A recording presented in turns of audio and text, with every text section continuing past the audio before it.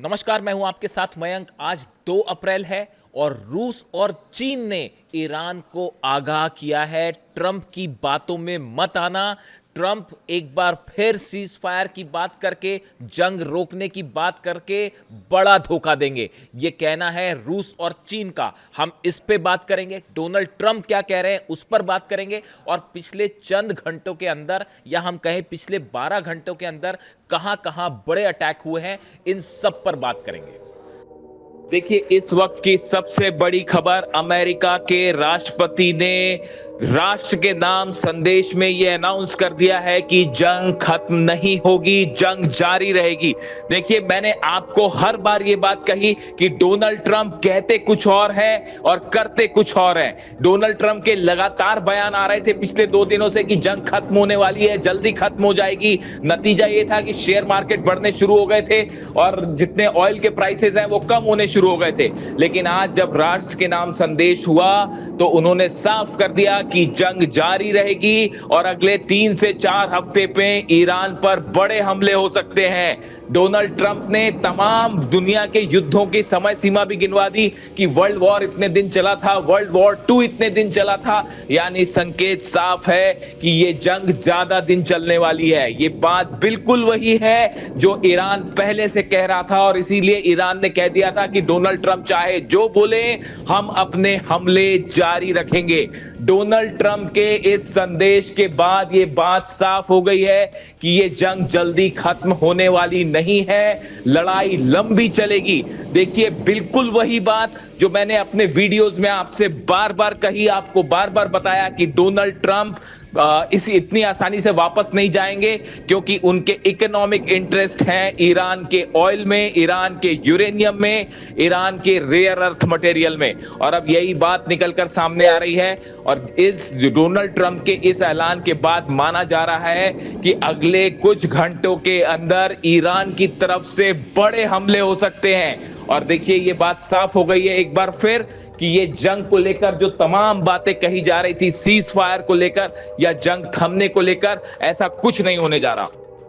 देखिए, ईरान ने अब तक का सबसे बड़ा और पहला हमला किया है अमेरिका की कंपनी पर। ईरान ने कहा था कि अमेरिकी कंपनियां निशाने पर होगी और बिल्कुल वैसा ही हुआ। ईरान ने बहरीन में और यूएई में अमेज़न कंपनी को निशाना बनाया है और अमेज़न वेब सर्विस यानी AWS के दफ्तर को हिट किया गया है बहरीन में, जिससे वहां बड़े नुकसान की खबर आ रही है।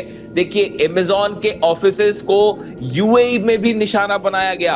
AWS की सर्विस कई देश इस्तेमाल करते हैं, यानी अगर अमेज़न के डेटा सेंटर पर बड़ा नुकसान होता है तो इसका प्रभाव कई देशों पर पड़ सकता है और कई सर्विसेज जो है वो ठप हो सकती है।